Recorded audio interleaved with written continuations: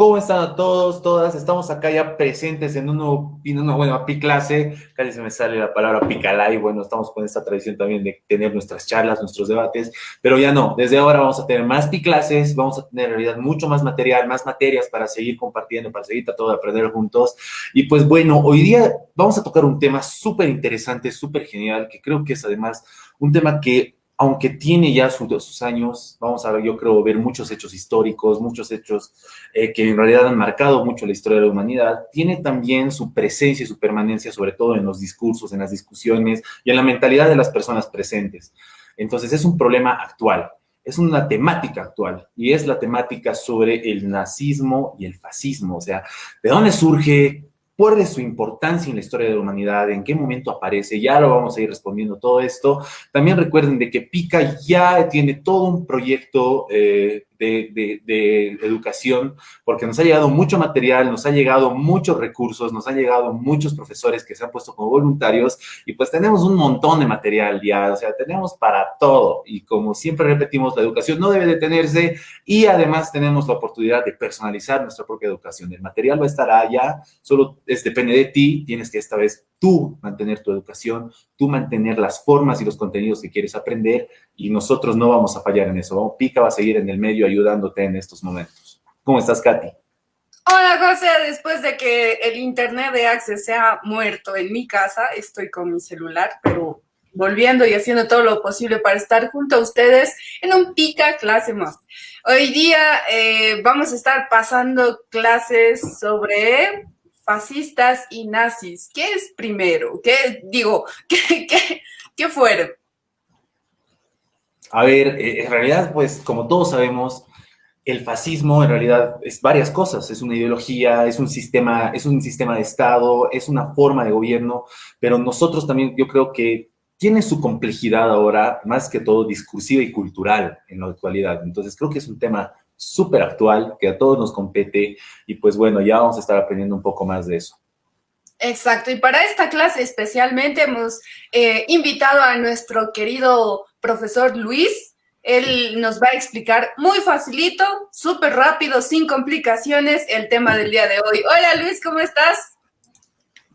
Hola Katy, hola José, buenas tardes a toda la audiencia, un gusto estar con ustedes.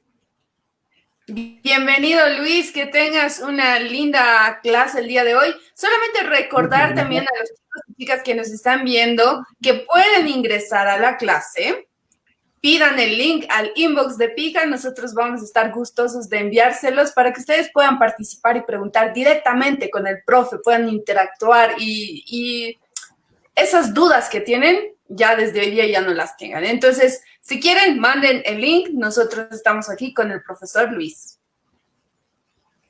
Perfecto, muy buenas tardes a todos. Quería, antes de comenzar, felicitarles por una iniciativa tan maravillosa en el sentido de democratizar el acceso al conocimiento y permitir que la juventud de todo el país continúe haciendo lo que tiene que hacer como juventud, que es aprender y comprender cada vez más cosas para prepararse para el futuro. Así que mi más sincera felicitación por un proyecto tan lindo como este y un orgullo tener la oportunidad y la posibilidad de disfrutar de este rato para tratar un tema tan problemático y tan necesario como es el de los fascismos históricos. Así es, aquí tengo a mi gata que quiere aprovechar de salir, su minuto de fama también. Así, cuando quieran podemos comenzar. Ok, Claro que comencemos. sí, comencemos. Perfecto, muchas gracias. Sí, no sé si podemos subir la presentación al inicio. Perfecto. Fascistas y nazis, ¿qué fueron? Lo primero que quiero subrayar del título es que pueden notar que el verbo está en pasado, ¿no es cierto? Es decir, vamos a hablar de los fascismos históricos, que son los movimientos que se desarrollan en la Europa de entreguerras, entre la Primera Guerra Mundial y la Segunda Guerra Mundial. Vamos a dejar por ello fuera lo que en ocasiones cometemos muchos cometen el error, que es utilizar el concepto de manera indiscriminada, ¿de acuerdo? Es decir, muchas veces se hablan de dirigentes europeos, norteamericanos, del actual presidente brasileño, como si fueran fascistas, cuando a la hora de la verdad el fascismo es un concepto que tenemos que restringir en su uso. ¿Y por qué?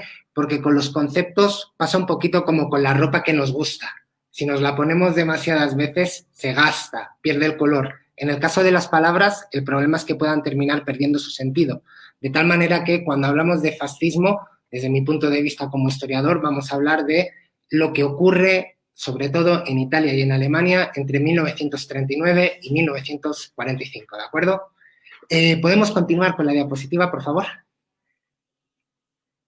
Bien, de lo que vamos a hablar durante los siguientes 40 minutos aproximadamente es, en primer lugar, del concepto de fascismo y algunas de sus principales características, ¿de acuerdo? Esto es importante que lo tengamos en cuenta precisamente por lo que comentaba anteriormente. No podemos designar como fascista a todo aquello que nos parece que es malo, que no nos gusta, etcétera, porque no es riguroso, ¿vale? En segundo lugar, vamos a hablar del lugar en el que nace el fascismo, que es la Italia inmediatamente posterior a la Primera Guerra Mundial, hacia 1919. En tercer lugar, vamos a hablar de la Alemania nazi, muy por encima, sin entrar en pormenores porque no tenemos mucho tiempo. En cuarto lugar, hablaremos sobre el genocidio producido en Europa, sobre todo en Europa del Este, aunque no exclusivamente, durante la Segunda Guerra Mundial, los campos de concentración y todas estas cuestiones. Y, en último lugar, realizaremos una muy breve conclusión, ¿de acuerdo? Entonces, bien, si podemos avanzarle un poquito la presentación, vamos a comenzar hablando del concepto, ¿de acuerdo?, del fascismo y sus características. Bien, como os comentaba antes, hay un problema y es que el fascismo es un concepto muy confuso, ¿de acuerdo? Es un concepto muy confuso. De lo que no cabe duda es de una cuestión, es que es la mayor novedad política del siglo XX y es a su vez causa de muchos de los padecimientos que se produjeron, sobre todo durante la primera mitad del siglo XX. Esto no significa que no haya habido otras fuentes de padecimientos, ¿de acuerdo?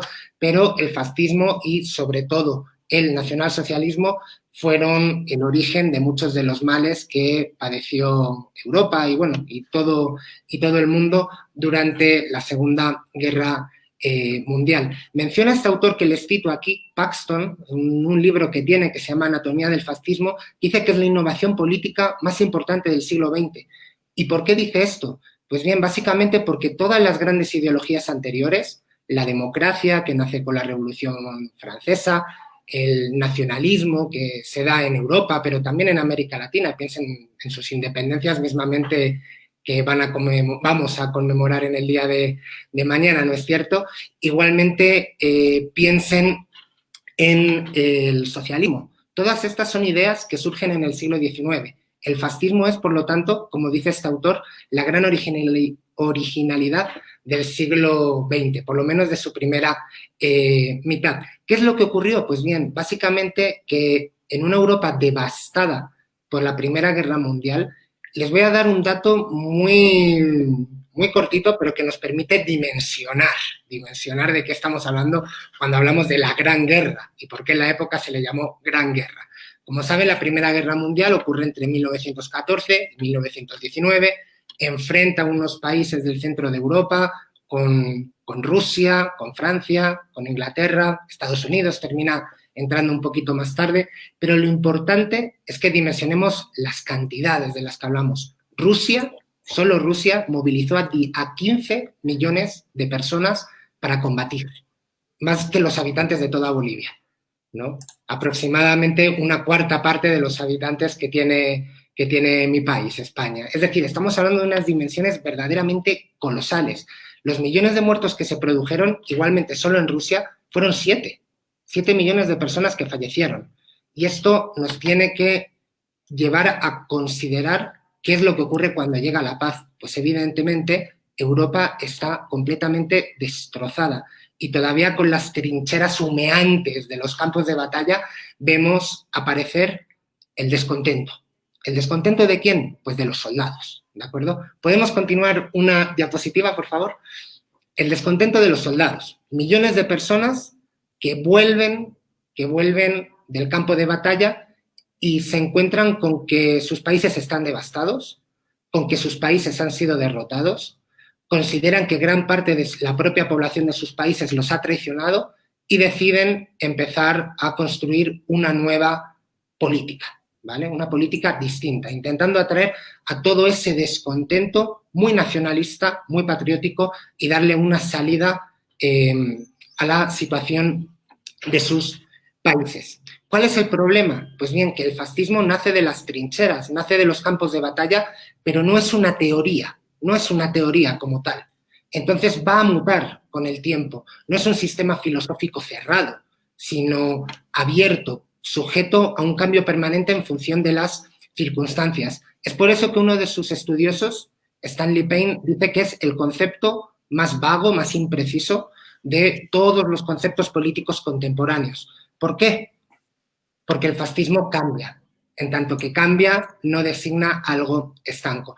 Si se fijan en este mapita que tienen aquí a su izquierda, podemos ver una serie de países que aparecen con una tonalidad rosada, morada. Si se fijan en el centro, tenemos Italia, tenemos Alemania y luego tenemos unos países que tienen un tono rosado pero menos oscuro. ¿Por qué? Porque son gobiernos autoritarios, pero que no es correcto llamarlos fascistas en un sentido estricto, ¿de acuerdo?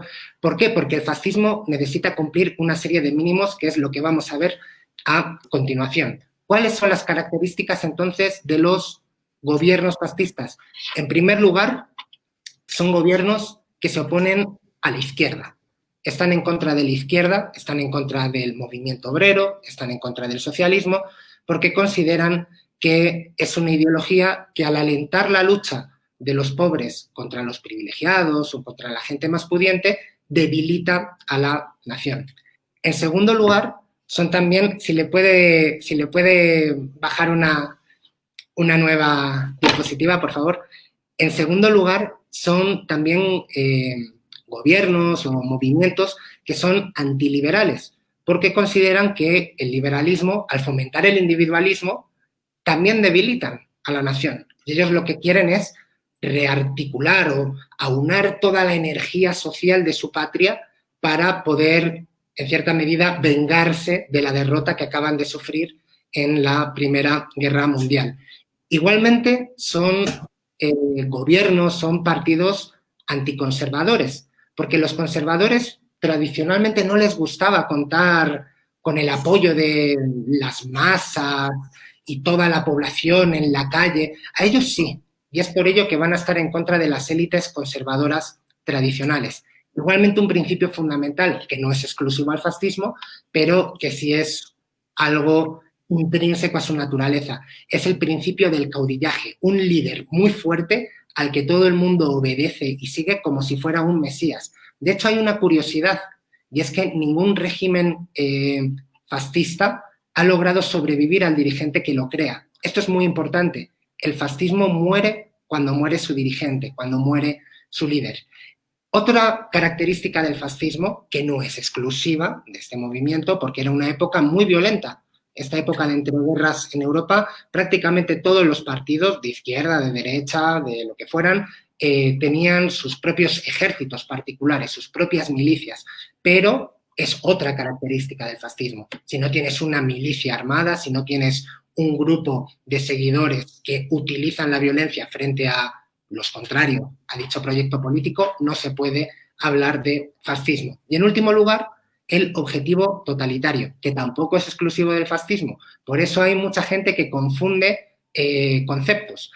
El objetivo totalitario, ¿qué significa? Básicamente que el Estado logre controlar completamente lo que hace el individuo, ¿no? Desde su juventud, que pertenece a una organización juvenil, o si es mujer, a una organización femenina, posteriormente en el trabajo, un sindicato que está adscrito al partido. Posteriormente, por supuesto, si quieres ser funcionario público, ingresar al partido de turno, etcétera, ¿vale? Es por eso que estas características, sin ser exclusivas del fascismo y pudiendo ser algunas de ellas compartidas por otros movimientos políticos, incluso de signo contrario, sí que son definitorios, sí que le dan la naturaleza.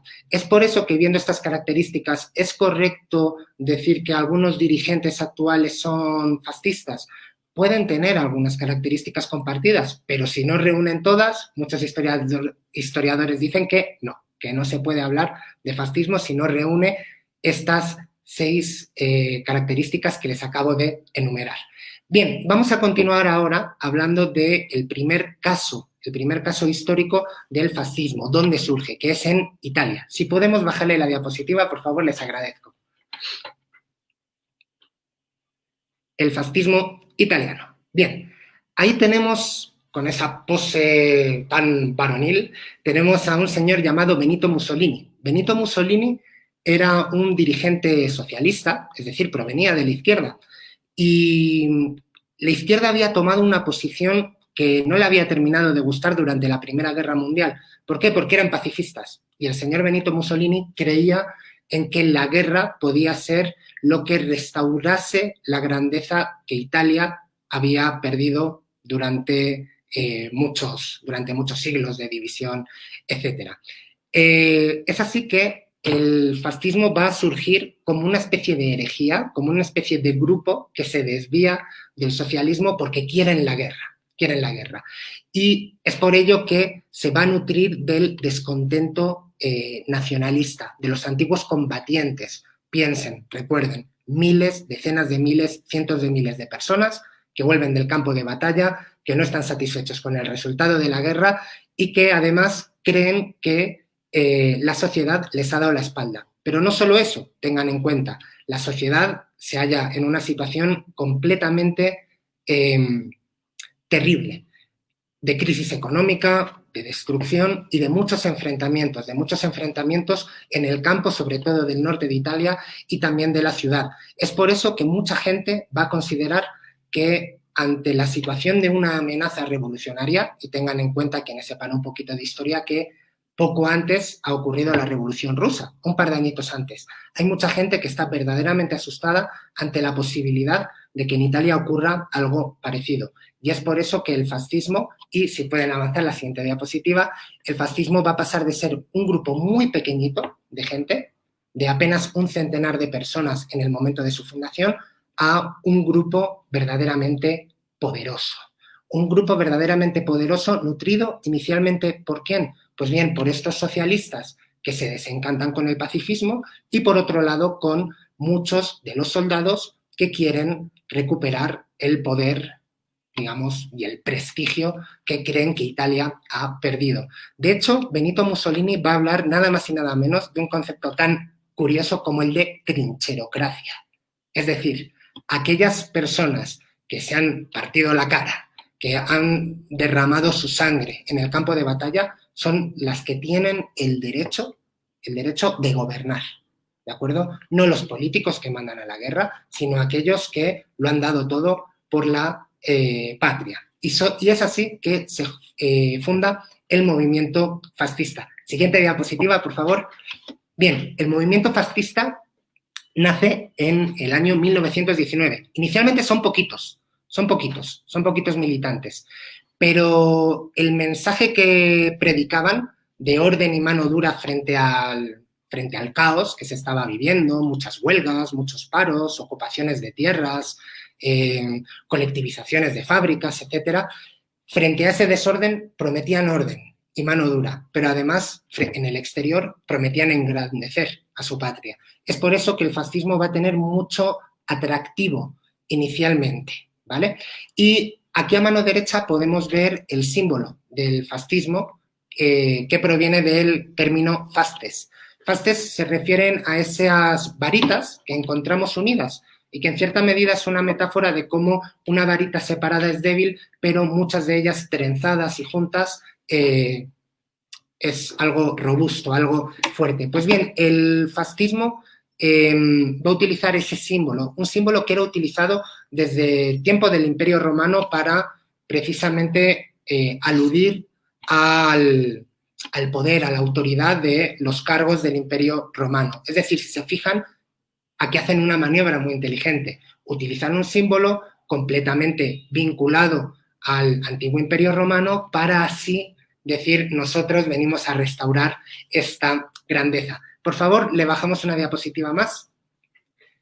Y es así que nace el movimiento fascista, inicialmente llamados, como podemos ver en la imagen, Fasci Italiani di Combattimento. Con el tiempo, un par de añitos después, se llamará simplemente Partido Nacional Fascista. Su programa va a ser muy variado, y como eran unos socialistas inicialmente desencantados, van a tener propuestas muy de izquierdas, como que los obreros puedan controlar las fábricas o la jornada de 8 horas. Incluso van a proponer algo tan novedoso para la época como el sufragio femenino, es decir, el derecho al voto de las mujeres, pero también van a exigir territorios, también van a exigir lo que ellos consideran que le pertenece a Italia. Sin embargo, esta no va a ser la causa de su notable ascenso, ¿vale? Su ascenso, su fuerza va a venir porque ellos se van a convertir, por así decirlo, en los protectores del orden social. Frente al desorden que están viendo en Italia, ellos van a optar por combatir a la izquierda, disolver los municipios donde esta gobernaba y perseguir a los sindicatos. Es por eso que muchas fuerzas, digamos, conservadoras del orden se van a decantar por el fascismo. Bajamos una imagen más, por favor. Y es así como se van a ir apoderando poquito a poco del gobierno de muchas ciudades, inicialmente en el norte de Italia, van a conseguir crecer enormemente. Aquí les dejo un dato, van a pasar de 20.000 militantes, de 20.000 miembros a finales de 1920 a 250.000 un año después, a finales de 1921. Y va a ser más o menos en octubre de 1922 que Mussolini, que el grupo de los fascistas, se va a hacer con el poder. Aquí a mano derecha pueden ver una imagen de unos seguidores de Mussolini, unos camisas negras, que era el uniforme que ellos vestían normalmente durante la marcha hacia Roma, que es cuando consiguen que el rey de Italia, Víctor Manuel III, les entregue el poder. Bajamos una imagencita más, por favor. Y bien, es así que Mussolini va a hacerse con el poder. Pueden ver nuevamente aquí cómo le gustaba fanfarronear, ¿no? Esa imagen de hombre fuerte, de hombre que impone autoridad. Bien, Mussolini durante los primeros años va a mantener la apariencia de gobernar un régimen democrático, pero con el tiempo va a comenzar a introducir cada vez más medidas para controlar la sociedad. Va a disolver la prensa, la libertad de expresión, va a terminar con los partidos políticos, va a perseguir a los militantes de la oposición. Aún así, y esta es una curiosidad porque contrasta con el caso alemán, como veremos un poquito a continuación, Mussolini va a utilizar mucha violencia para llegar al poder, pero luego en el poder, y no quiero que con esto esté justificando, ni mucho menos, pero luego en el poder no va a ser tan violento, y el número de presos va a ser, si se compara con la Alemania nazi, por supuesto, va a ser relativamente pequeño. En el caso de la Alemania nazi va a ocurrir todo lo contrario. No van a usar mucho la violencia, pero en el momento en el que se hagan con el poder van a cebarse absolutamente con la oposición política y con todos aquellos grupos que ellos consideren que merecían ser perseguidos. Bien, le bajamos una diapositiva, por favor.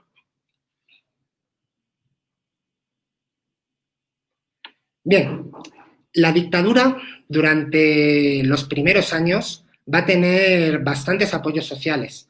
Va a tener el apoyo social de sectores de la Iglesia, con la que Mussolini firmó un concordato reconciliando al Estado italiano con el Vaticano. Va a tener el apoyo de una parte importante de la clase trabajadora, también del sur del país, porque va a realizar un montón de obras públicas, pero va a cometer un gran error, que es su política exterior.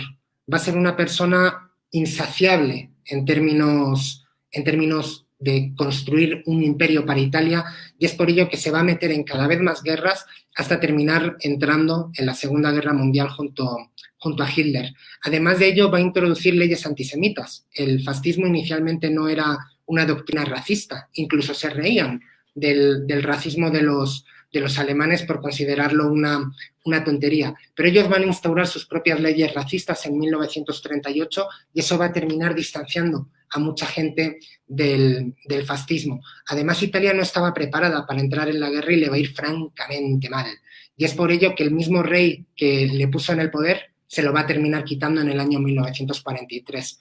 Va a ser ahí que Hitler lo rescata y logra fundar un estado títere en el norte de Italia, la República Social Italiana, pero no tenía ya el apoyo ya no tenía prácticamente el apoyo de la población, solo del ejército de ocupación nazi, y es por eso que la resistencia, que los partisanos se van a volver cada vez más poderosos, coincidiendo además con la entrada de Inglaterra, de Francia, de Estados Unidos en la guerra en la península italiana. Es así como va a terminar Mussolini siendo ahorcado en el año 1945, y aquí les dejo la fecha, el 25 de abril. El 25 de abril se conmemora lo que es el día de la resistencia, el día de la victoria de los demócratas, de los antifascistas frente a Italia. Ahora, a continuación, vamos a ver el otro gran caso de estudio del fascismo histórico, que es el nacionalsocialismo alemán. Aquí tenemos una imagen de varios de los primeros dirigentes nazis. A la izquierda aparece, por supuesto, Adolf Hitler con su bigote característico. Y, claro, hablar del nacionalsocialismo es hablar de Adolf Hitler, que es su fundador. Su figura es bastante peculiar.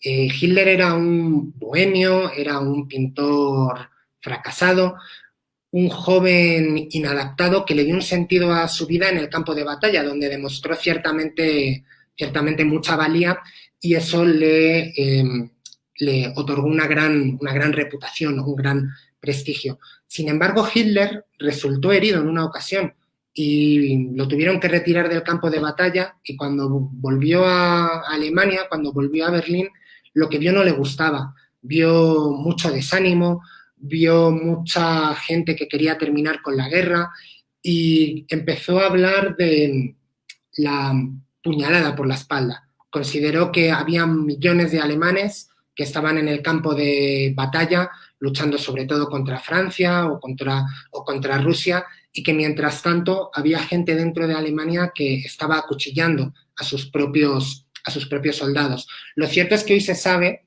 que Alemania perdió la Primera Guerra Mundial por una serie de errores militares, no por ninguna traición de ningún sector de la población, pero fue una idea que compartieron millones de alemanes que pensaban que habían sido traicionados. Es por ello que cuando Hitler vuelve del campo de batalla, de una Alemania ya derrotada, el rencor que él siente lo comparten millones de alemanes. Y él va a ingresar en un pequeño grupo, precisamente como infiltrado al servicio del ejército, llamado el Partido de los Trabajadores Alemanes. Va a ingresar como un militante, como un miembro más, de un partido muy chiquito, con apenas unos 40 miembros, según Álvaro Lozano, un historiador español. Ese pequeño partido va a ser refundado un año después como el Partido Nacional Socialista de los Trabajadores Alemanes. Y es en ese momento en el que Hitler va a escoger su símbolo, la famosa esvástica, va a rodearse de un grupo de fieles que van a ser los principales dirigentes durante varios años, y va a lograr conseguir el apoyo de miles de combatientes, de miles de excombatientes que consideraban que lo que defendía Hitler era cierto y era necesario para Alemania. Continuamos, por favor, la diapositiva. Adolf Hitler va a pegar... ¿Sí? Luis, antes de continuar, yo tengo ahí una consulta. Esta posición que tiene Hitler es socialista, ¿izquierda o derecha? Hitler utilizó la etiqueta socialista, pero no era socialista. Mussolini provenía del socialismo, pero termina cambiando de opinión y se vuelve enemigo de los socialistas. En el caso de Hitler, le pusieron ese nombre, esa etiqueta, para atraerse a sectores de los trabajadores. Ellos, por ejemplo, utilizan la esvástica sobre una bandera roja, ¿no? La esvástica es un símbolo hinduista, como saben, con una historia milenaria, pero estampada sobre una bandera roja, por así decirlo, como un guiño, como un cebo para atraer a la clase trabajadora que mantenía unas posiciones muy contrarias a el ultranacionalismo que él defendía. Cuando se habla, por lo tanto, de las similitudes, o se dice que el nacionalsocialismo era de izquierda por utilizar esa categoría, se está incurriendo en un delito de lesa ignorancia histórica. ¿Y esto por qué lo digo? Pues básicamente porque Hitler va a utilizar esa etiqueta, va a utilizar la bandera roja, pero para precisamente machacar a la izquierda. Hitler consideraba que la izquierda había traicionado a su país, que al ser pacifista, al ser internacionalista, se había rendido antes de tiempo, quitándole a los soldados alemanes del apoyo que necesitaban en el campo de batalla. ¿De acuerdo? Y de hecho, cuando Hitler llega al poder, va a gobernar con los principales empresarios, los grandes empresarios del país. Mussolini sí que tenía más guiños hacia la izquierda. Era un poquito más cercano en sus orígenes, pero luego igualmente se volvió en contra de ella. Y en ese sentido son muy diferentes Hitler y Mussolini. Ok, muchas gracias por la respuesta. ¿De qué? A ti por la pregunta. Profe, ¿me escucha? Sí, José, dime. Y en ese momento, mientras se desarrollaba el fascio en Italia y los nazis en Alemania, ¿existía también quizá algunas otras políticas fascistas en algunas partes del mundo, quizá el imperio japonés o algo similar? ¿O solo eran esos dos países en específico? Cuando hablamos del fascismo histórico es sobre todo del caso italiano y del caso alemán.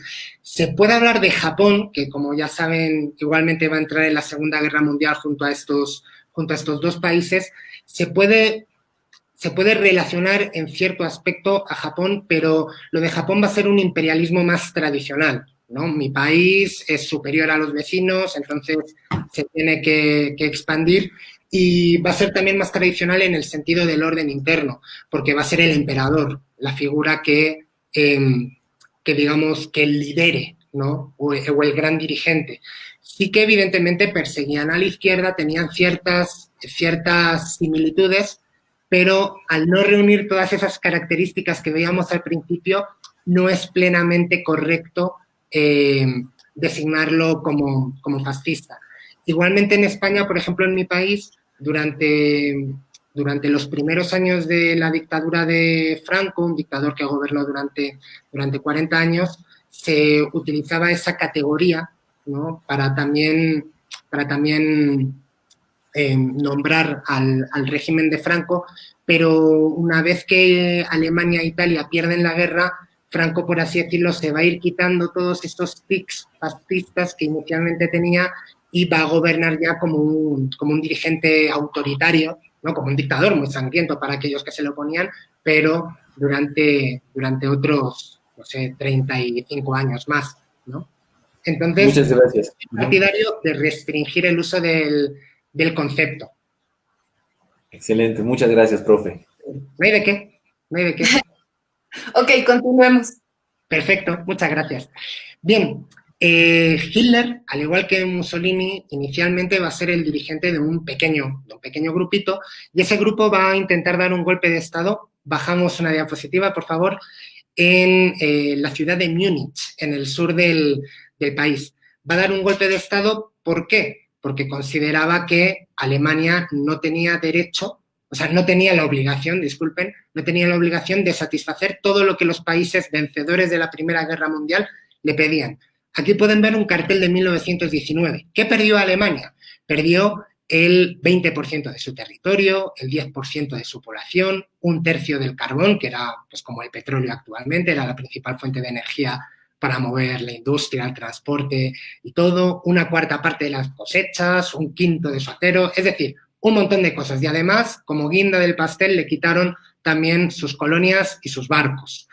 Alemania consideraba que ellos no habían sufrido una derrota tan humillante como para tener que entregar a todo esto. Y esto nos lanza una enseñanza importante, la necesidad de ser generoso cuando uno gana, ¿no? Porque si no, lo único que se hace es firmar un armisticio, es decir, no firmar una paz, sino firmar una tregua. Y la tregua es para lo que hizo Alemania, volver a armarse y volver a pelear. Le bajamos una diapositiva, por favor.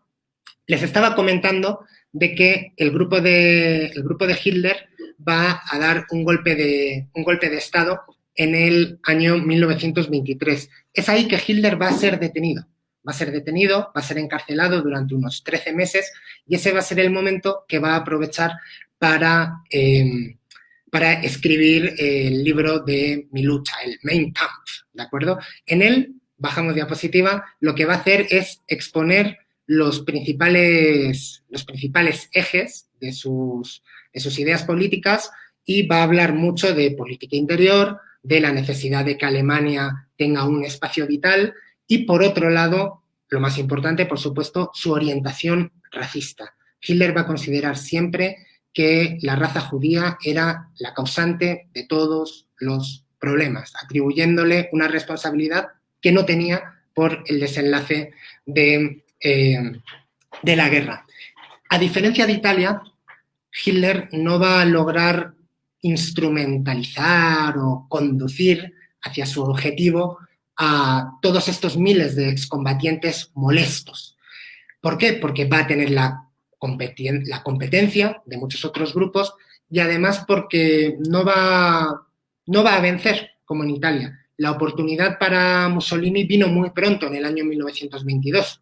En cambio, la oportunidad para Hitler va a venir más tarde, a partir del año 1929, que es que Alemania, todo el mundo, pero en Alemania particularmente, se va a sufrir las consecuencias de la crisis de 1929. Le bajamos la diapositiva, por favor. A partir de ahí es que Hitler va a lograr atraer a cada vez más sectores sociales. Va a atraer a muchísima gente de la clase media, a una parte importante de la clase trabajadora también, un apoyo muy fuerte del campesinado y también de los pequeños comerciantes de las ciudades. Es así que el partido de Hitler va a crecer de manera, en su apoyo electoral, va a crecer de manera paralela al aumento en el número de parados. Y es por eso que ya llegado el año 1932 consigue el 37% de los votos, es decir, un porcentaje importantísimo de apoyo popular en las elecciones de dicho año. En esas circunstancias es que Hitler va a ser nombrado, va a ser llamado a formar gobierno. Le bajamos la diapositiva. Inicialmente, junto a otros partidos conservadores que consideraban que Hitler podía aportar lo que ellos no tenían, mucha gente en la calle. En esas circunstancias es que se produce el incendio del Reichstag, del Parlamento alemán. Y ese va a ser la ocasión de oro, la oportunidad que Hitler estaba esperando para poder hacerse realmente con el poder. Va a ser a partir de entonces que empieza, a partir del año 1933, su dictadura personal. ¿Qué va a hacer? Pues bueno, lo que nos podemos esperar de Hitler, ¿no es cierto? Perseguir a los opositores y sobre todo a la población judía, cancelar todos los derechos y libertades constitucionales, libertad de reunión, libertad de expresión, etcétera, prohibir a los partidos políticos y a los sindicatos y hacer del partido nazi la única agrupación política legal en Alemania. Bajamos diapositiva, por favor. Va a ser así que durante los primeros años Hitler se va a dedicar básicamente a reconstruir la situación económica, a rearmar al ejército alemán y a controlar a la sociedad. ¿Qué instrumentos va a utilizar Hitler para lograr estos propósitos que les decía? En primer lugar, el partido nazi. El partido nazi va a disponer de una red de organizaciones que, al ser las únicas permitidas políticamente, van a aglutinar a toda la población. Solo la organización sindical del partido nazi, el Frente Alemán del Trabajo, va a tener más de 20 millones de miembros hacia 1939, es decir, van a aglutinar a toda la población. En segundo lugar, también la famosa Gestapo, la policía secreta, que se va a encargar del control social, de que nadie hable de más, de que nadie diga cosas que no le gusten a Hitler. Con unos 40.000 miembros van a lograr controlar prácticamente la totalidad de Alemania. Igualmente las SS que van a ser el brazo armado de Hitler y que van a disponer de un grupo muy temible, las Waffen-SS, en el este de Europa. Soldados muy ideologizados, muy fanáticos, que van a ser en gran medida responsables del genocidio. Y en última instancia, el ejército. El ejército que, sobre todo al inicio, van a dar un apoyo muy fuerte al régimen. Si bien va a haber también mandos y militares que van a considerar cada vez más que Hitler estaba perdiendo la cabeza. Siguiente diapositiva. ¿Y por qué Hitler estaba perdiendo la cabeza? Pues bien, básicamente porque se metió en la guerra. Se metió en la guerra. La gran obsesión de Hitler era la política exterior, era deshacer esa humillación que veíamos antes que Alemania había padecido. Un 20% de su territorio, un 10% de la población, etcétera. Lo acabamos de ver. Pues bien, Alemania, para desarticular la derrota que había padecido unos añitos antes, va a comenzar a rearmarse y va a comenzar a ampliar lo que Hitler llamaba el espacio vital de Alemania. Es por eso que va a comenzar a anexionarse cada vez más países hasta que decide invadir Polonia, que se encuentra a la derecha de Alemania. ¿Cuál era el problema a la hora de invadir Polonia? Bajen diapositiva, por favor. Pues básicamente que Polonia estaba aliada con Inglaterra y con Francia, y es así que explota la Segunda Guerra Mundial. Inicialmente la guerra le va a ir a Hitler verdaderamente de lujo, de rechupete, le va a salir muy bien todas las jugadas. En el norte, en Dinamarca, en Noruega, en Francia, pero va a cometer un error, va a confiarse demasiado y va a iniciar la guerra paralelamente frente a la Unión Soviética, frente a la actual Rusia. ¿Y cuál era el problema respecto a la Unión Soviética? Pues algo que le había pasado ya a un antiguo emperador llamado Napoleón, y es que obviamente hace mucho frío. Hitler comenzó la invasión en junio y logró avanzar y avanzar y avanzar tierra adentro hasta que llegó el invierno. Y cuando llegó el invierno, ¿qué es lo que ocurría? Que tenían problemas para alimentar a sus tropas, que sus carros no funcionaban adecuadamente, etcétera. Hay una serie de penurias que llevaron a la primera gran derrota del ejército nazi en la Segunda Guerra Mundial, que fue la batalla de Stalingrado, una batalla muy mortífera que terminó con la ciudad completamente destruida y que inspiró películas como la que pueden ver a la derecha de Enemigo a las puertas. Pasemos diapositiva, por favor. La expansión de Alemania no era algo nuevo. Ya lo había intentado durante la Primera Guerra Mundial. Lo que sí fue nuevo fue el exterminio sistemático de población, o por un tema político o por un tema étnico. Hitler se calcula que asesinó aproximadamente a 6 millones de personas. Los judíos hablan de la Shoah, del gran exterminio. Mató a unos 3 millones de rusos, mató a unos 2,5 millones de polacos que no eran... Es que viene aquí mi gata a hacer el loco. De polacos que no eran judíos. Y este historiador que les mencionaba, Álvaro Lozano, dice que 13 millones de personas perdieron la vida como consecuencia de crímenes, no como consecuencia de las luchas en el campo de batalla. 13 millones de personas, una verdadera barbaridad.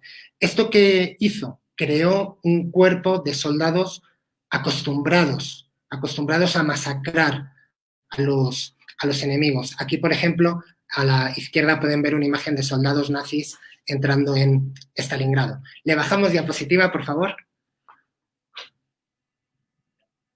Y bien, el antisemitismo, el odio hacia los judíos, fue escalando gradualmente. Es decir, Hitler no llegó al poder y comenzó a eliminar sistemáticamente a los judíos. Comenzó boicoteando sus negocios. Luego siguió con las leyes de Nuremberg, que eran las leyes de sangre. Se prohibían los matrimonios mixtos, se prohibía que pudieran trabajar en el Estado, etc. Luego siguió la Noche de los Cristales Rotos, que fue el incendio de cientos de sinagogas a lo largo y ancho de Alemania en represalia, en venganza al asesinato de un gerifalte nazi. Sin embargo, esto fue solo el principio, digamos, aproximadamente entre la llegada de Hitler al poder y 1939. A partir del inicio de la guerra se empezó a valorar cada vez más soluciones intermedias, como el de concentrar a toda la población judía y mandarlas o bien a la isla de Madagascar o bien al interior de Rusia una vez, creían ellos, hubieran ganado la Segunda Guerra Mundial. Sin embargo, según se fue avanzando sobre Rusia, sobre la Unión Soviética, se fue matando cada vez a más población y es a partir de ahí que comenzó ya el trágico desenlace, por todos conocidos, del genocidio en los campos de concentración.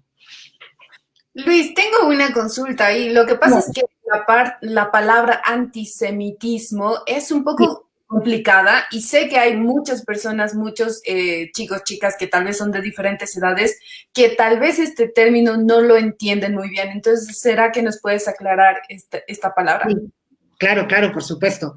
El antisemitismo viene de semita. La población judía y en general los habitantes de Palestina y de toda esa región se les denomina como semitas, ya desde el primer milenio antes de Cristo. Entonces, cuando se habla de antisemitismo, se está hablando sobre todo, básicamente, de el odio hacia los judíos, ¿de acuerdo? Que puede ser tanto por un tema étnico, es decir, de apariencia física, o puede ser también por una cuestión religiosa, porque los judíos tienen su propia religión. Ok, había una consulta también en los comentarios que nos consultaban acerca de los gitanos. ¿Qué pasaba con los gitanos?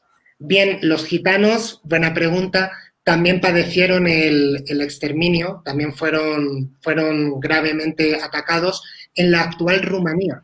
Se calcula que aproximadamente más de 500.000 de romaníes, de gitanos originarios de Rumanía en el este de Europa fueron igual, digamos, apresados y enviados a los campos de concentración. Es una historia menos conocida que la del pueblo judío, que la de los judíos en general, pero no por ello menos trágica, porque evidentemente afectó también a un porcentaje muy alto de miembros de ese pueblo, de esa etnia, simplemente por el hecho de existir.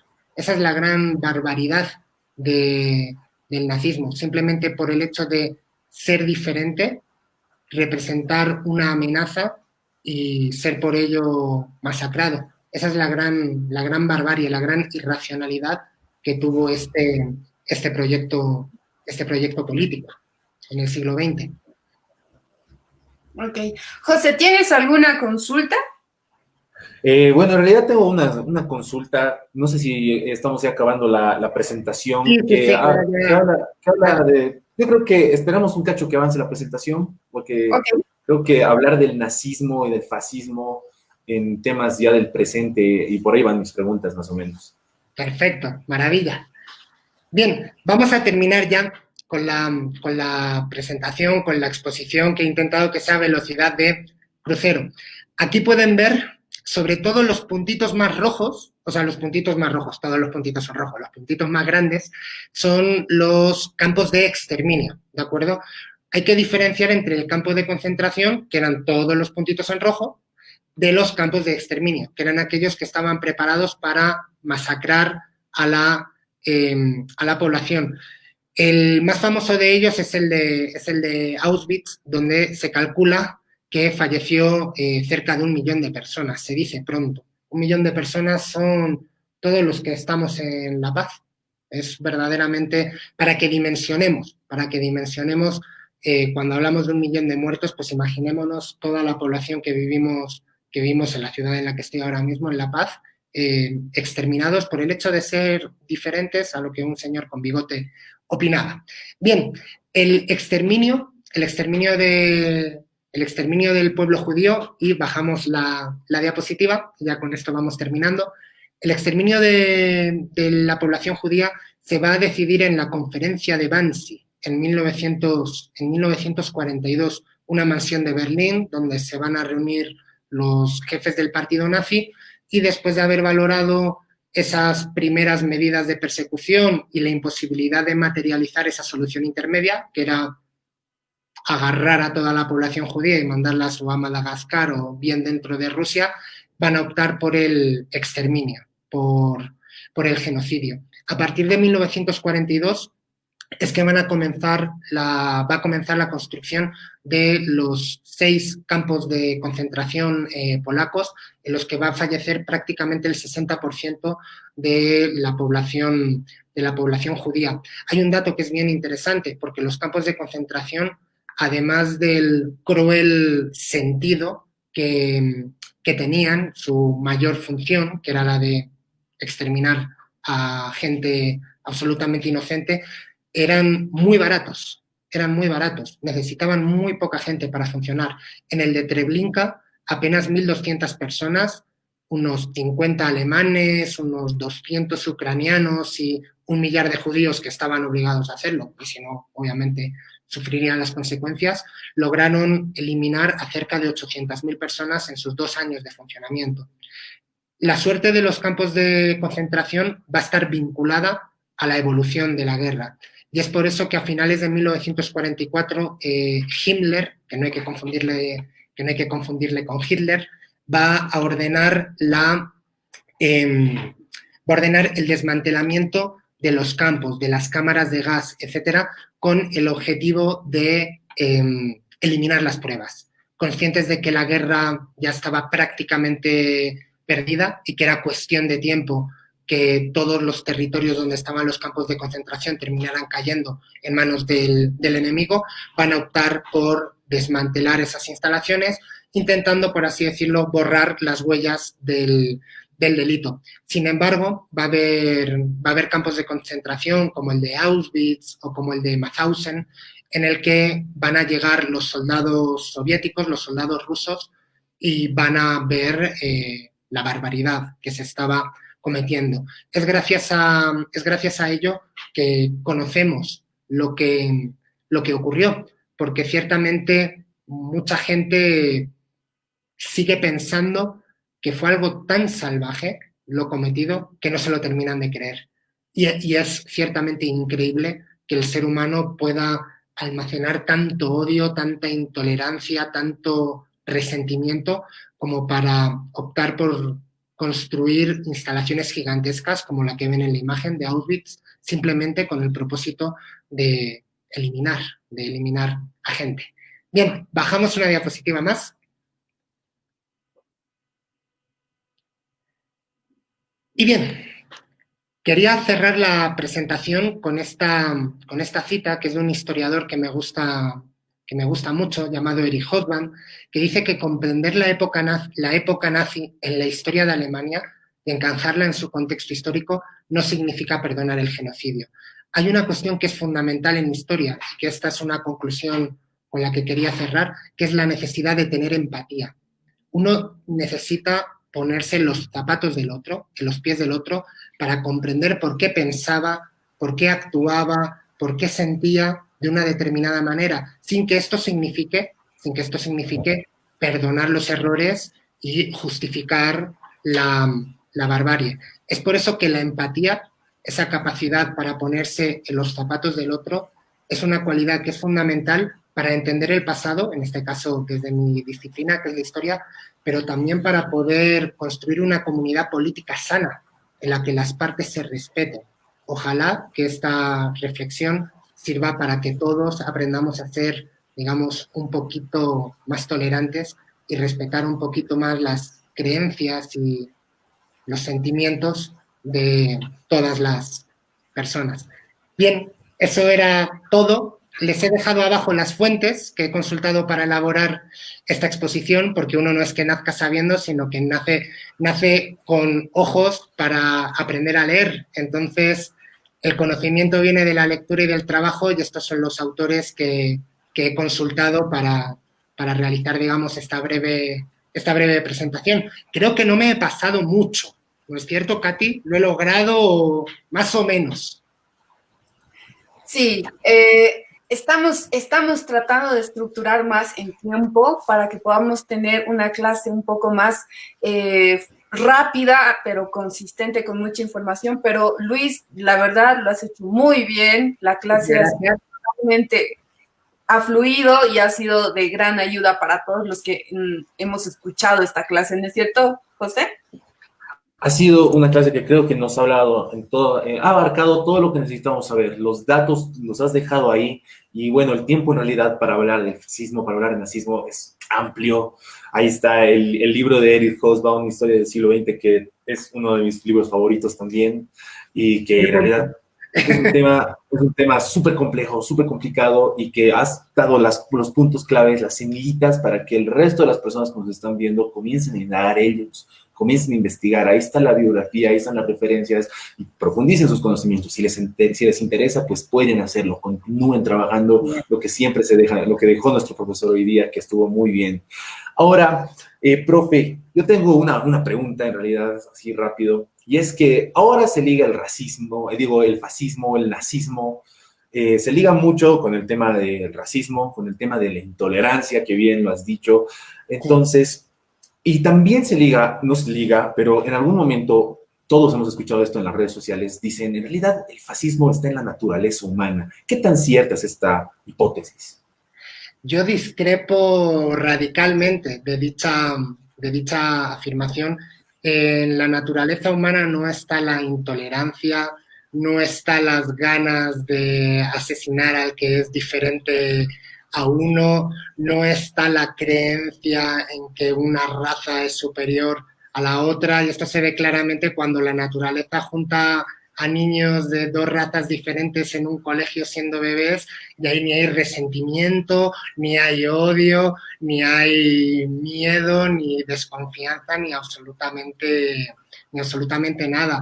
Finalmente es la cultura, finalmente son las construcciones sociales y la influencia de la sociedad las que terminan transformando las mentes y las cabezas en una dirección más acertada o más bien desacertada, ¿no? Finalmente es la educación, es el entorno familiar, es la sociedad, es la familia, son todos esos ingredientes que interactúan, ¿no? Y que como resultado producen pues bueno, un cierto tipo de persona, ¿no? Exactamente, sí, concuerdo plenamente, no está en nuestra naturaleza. En realidad es una formación y existe gente tolerante.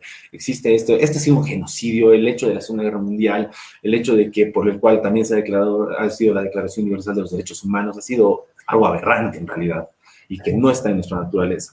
Ahora, ¿existen neofascismos en nuestro mundo actual? ¿Y cómo esta ideología, este aparato estatal, se puede adaptar a nuestra realidad al siglo XXI, al 2020? Bien, ahí es importante distinguir. Yo soy muy pesado y quienes eran mis alumnos en el San Andrews, a los que aprovecho para mandarles un saludo muy cariñoso, lo vamos a lograr, changos, vamos a pasar este año. Siempre les insistía mucho con la importancia del concepto, ¿de acuerdo? Del valor del concepto. El concepto designa algo. Hay un historiador que me gusta mucho que se llama Enzo Traverso, ¿no? Y él tiene un librito que se llama Las nuevas caras de la extrema derecha, creo que se llama algo así, es un libro reciente. Y él distingue. Dice que no es lo mismo los partidos neofascistas, pueden pensar uno en los grupos de hooligans de Europa y partidos muy, muy, muy marginales, muy insignificantes, no por ello no peligrosos, pero sí grupos muy, muy, muy marginales, y son los grupos que, por así decirlo, son los herederos directos del fascismo, los que se enorgullecen de todas las barbaridades que cometieron. Estos son grupos muy, muy, muy insignificantes, pero existen.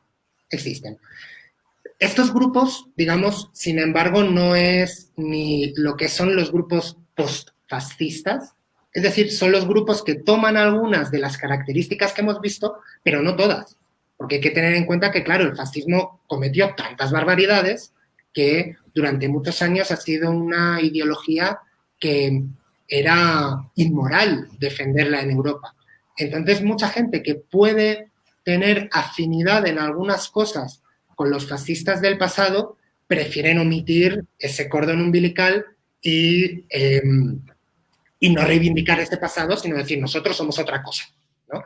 Y ahí es que hay grupos, pues como por ejemplo, no sé, un señor llamado Salvini en Italia o Marine Le Pen en Francia. Y luego ya hay una cosa que es más rara, que es más reciente, que está muy ligada al odio en la red social, que yo creo que todos lo vemos todos los días, odio, entras a Facebook y es un odiómetro, ¿no? A ver quién tiene más odio, ¿no es cierto? Y luego está lo que llaman la derecha alternativa, donde se puede encontrar, no sé, Donald Trump o Bolsonaro, es gente de derechas, defienden algunas cosas, posicionamientos que desde mi punto de vista son morales, con el tema de la inmigración o el respeto a los derechos humanos, pero que tampoco terminan con la democracia. Es decir, siguen habiendo elecciones, siguen habiendo tribunales de justicia más o menos independientes, sigue habiendo libertad de expresión, ¿no? Y estos gobiernos, pues claro, para mí es injusto, aunque no me gusten, pero para mí es injusto ponerles la etiqueta de fascista. Como si uno es de derecha, tampoco tiene que poner la etiqueta de comunista a todo lo que no le guste, ¿no? Porque la etiqueta de comunismo, pues finalmente para mí, llega hasta el año 1991 con la caída de la Unión Soviética. Lo que ahí ya pase en el resto del mundo, incluido en China o en América Latina, eso ya es otra cosa. Por eso hay que buscar conceptos, y no es como ponerle el mismo traje a cualquier persona, sin importar si es una chica que pesa 40 kilos o es un peleador de sumo, y le estás intentando poner la camisa, la misma, pues evidentemente no le va a funcionar, ¿no es cierto? Sí. Gracias, profe Luis, por esa respuesta. Espero que José te haya respondido toda la duda que tenías ahí. Claro que sí, es una respuesta muy importante, creo, además, porque es como tú dices, Luis, le pones la etiqueta, ¿no es cierto? Existe esto, ¿no es cierto? La ley de Goodwin que dice que mientras una discusión se alarga más, un debate se alarga más, es posible que aparezca Hitler o el nazismo, ¿no es cierto? En la pelea. Y empiezas a poner la etiqueta. No, eres fascista, eres nazista. ¿No es cierto? Digo, cierto, muchas gracias por la respuesta, Luis. Nada, no hay de qué, a ti por la pregunta. Bueno, hemos recibido un montón de mensajes, los chicos han estado saludando, han estado mandando agradecimientos por la clase y piden también que en alguna ocasión podamos tener alguna otra clase del mismo tema, porque obviamente el tema sobre los nazis, sobre la SS, sobre Hitler, es extenso, como ya lo han mencionado. Y obviamente hay mucho por qué contar, mucho por investigar, así que chicos, igual si ustedes tienen ahí todavía, les ha causado mucha curiosidad conocer sobre el tema, vayan, busquen libros, el profe ya les ha dejado alguna bibliografía, les ha compartido esta bibliografía que él ha usado para que ustedes también puedan investigar. Ahora estamos en el mundo autodidacta, así que vamos a tener que aprender y vamos a tener que buscar las posibilidades de cómo aprender. Exactamente. Como decís vosotros, aprender es sexy, ¿no? Estar informado es sexy. Además, estar informado. Exactamente. Bueno, cumpliendo ya la hora, una hora de clase aquí en la transmisión, queremos también contarles que la próxima semana arrancamos el lunes con Pi Clases, pero tenemos una sorpresa. José, ¿cuál es la sorpresa? Bueno, pues la sorpresa es que ahora vamos a tener 2 profesores por día. Vamos a tener 2 profesores por día. ¿Por qué? Porque en realidad existe la necesidad pedagógica, yo creo. Existe también la necesidad en el tema de que existen muchos voluntarios que quieren que están con ese credo que nosotros estamos compartiendo mucho de que la educación debe continuar.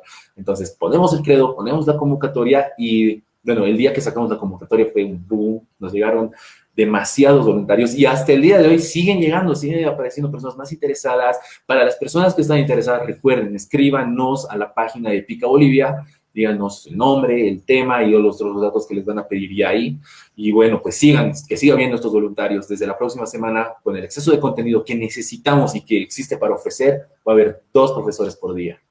Buenísimo.